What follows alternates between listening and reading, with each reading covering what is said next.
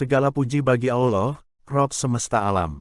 Solawat dan salam kepada Nabi kita Muhammad Sallallahu Alaihi Wasallam, keluarga, para sahabat dan orang-orang yang meniti jalan mereka hingga akhir zaman. Sulaiman alaihissalam dikenal sebagai orang yang mampu berbicara dengan bahasa burung. Sebagaimana dikatakan Al-Hafiz Abu Bakar Al-Baihaqi. Suatu hari Sulaiman bin Daud berlalu di dekat burung yang sedang mengelilingi seekor burung yang lain.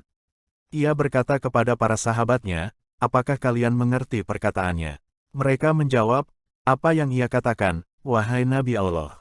Ia menjawab, dia sedang melamarnya untuk dirinya dengan berkata, "Menikahlah denganku, aku akan ajak engkau tinggal di kamar manapun yang engkau kehendaki di Damaskus." Sulaiman alaihissalam berkata, "Karena kamar-kamar di Damaskus terbuat dari batu, tidak ada yang mampu tinggal di dalamnya. Setiap pelamar adalah pembohong." Diriwayatkan dari Abu Hurairah radhiyallahu anhu, bahwa Rasulullah Shallallahu Alaihi Wasallam bersabda, "Berangkatlah seorang nabi di antara nabi-nabi Allah bersama banyak orang untuk memohon hujan dari Allah. Tak disangka mereka menemukan seekor semut sedang meninggikan tiang-tingnya ke langit. Nabi tersebut berkata, 'Pulanglah kalian semua, doamu telah diterima karena semut ini.'" Berkenaan dengan hubungan Sulaiman dengan hudud, pada suatu hari Sulaiman mencarinya dan tidak menemukan dirinya di tempat dia melakukan tugasnya. Ia lalu bertanya tentang keberadaan hudud dan mengancam akan menyembelihnya jika tidak segera datang dengan membawa alasan yang tepat. Datanglah hudud dengan membawa berita untuk Nabi Allah tentang Balkis. Ia telah menyaksikan seorang wanita yang menjadi penguasa dan memiliki singgasana yang dihiasi dengan bermacam-macam permata. Sulaiman lalu mengiriminya surat berisi seruan dakwah untuk taat kepada Allah dan Rasul-Nya. Hudud kemudian membawa surat itu ke istananya, ia lemparkan surat itu kepadanya ketika ia sedang sendirian. Ia menunggu sebentar untuk mengetahui jawabannya. Ia kumpulkan seluruh gubernur dan menterinya untuk membacakan surat tersebut kepada mereka. Mereka lalu memusyawarahkan jawabannya. Mereka menyerahkan perkaranya kepada sang ratu, dengan memperlihatkan ketaatan dan kesiapsediaan untuk berperang. Ratu Balkis berkata, "Sungguh, jika raja ini menguasai kerajaan kita, tentu dia akan menguasaiku. Akan tetapi aku akan menipunya dengan hadiah yang aku kirim kepadanya.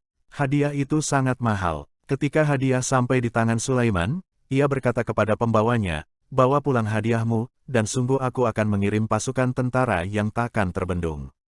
Ketika ancaman Nabi Sulaiman sampai kepada Balkis, tiada jalan bagi mereka selain tunduk dan menerima perintah dengan penuh ketaatan.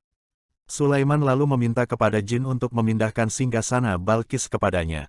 Ifrit, dari golongan jin, siap memindahkan singgasana Balkis sebelum tiba waktu zuhur. Sepupu Sulaiman yang bernama Asif bin Barhaya berkata, "Jika engkau menatap sasaran terjauh dari tempatmu, lalu engkau menutupkan kelopak mata mengedip maka singgasana telah ada di hadapanmu." Ketika Sulaiman menyaksikan singgasana Balkis berada di hadapannya, ia bersyukur kepada Allah dan memerintahkan untuk mengubah sebagian dari ciri-ciri singgasana itu guna menguji kepahaman dan akal Balkis. Ketika Balkis ditanya, "Demikiankah singgasanamu?" Ia menjawab, "Sepertinya ini." Demikianlah tingkat kecerdasan dan kepahaman Balkis.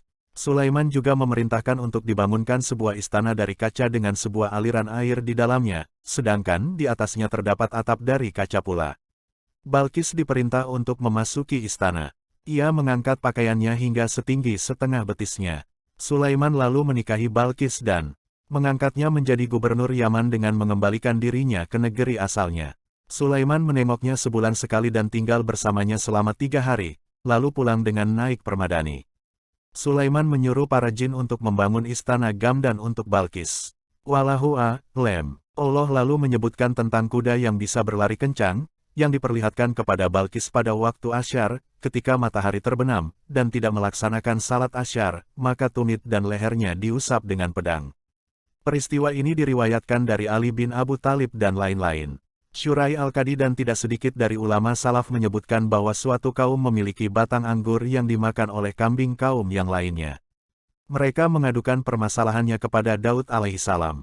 Ia memenangkan pemilik batang anggur dengan mewajibkan kepada pemilik kambing membayar kerugiannya.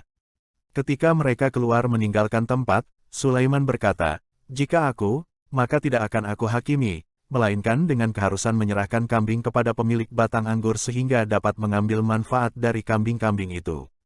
Pemilik kambing mengadakan perawatan batang anggur yang rusak hingga kembali menjadi baik, lalu mereka berhak menerima kambing-kambingnya kembali.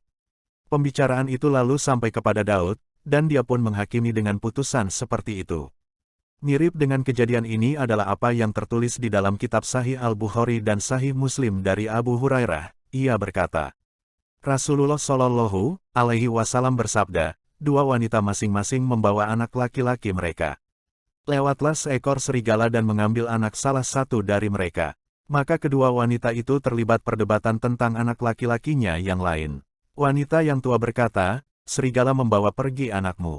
Wanita yang muda juga berkata, sesungguhnya serigala itu membawa pergi anakmu. Keduanya meminta keadilan kepada Daud dan memenangkan wanita yang tua. Wanita yang muda keluar dari Sulaiman dan tidak menerima keputusannya. Maka Sulaiman berkata, berikan pisau kepadaku untuk membelah anak ini menjadi dua bagian. Masing-masing dari kalian akan mendapat setengahnya. Berkatalah wanita yang muda, janganlah engkau lakukan, semoga Allah merahmati engkau. Anak itu adalah anaknya. Sulaiman pun memutuskan anak tersebut milik wanita muda itu. Hadis riwayat Muslim, Sulaiman memiliki permadani ajaib dari kayu dan bisa dikendarai. Permadani tersebut cukup untuk memuat segala apa yang dibutuhkan, seperti istana, kemah-kemah, kuda-kuda, dan pasukan dari manusia serta jin.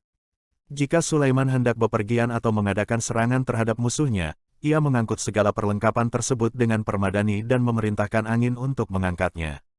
Jika ia menghendaki kecepatan tinggi maka cukup dengan memerintah badai.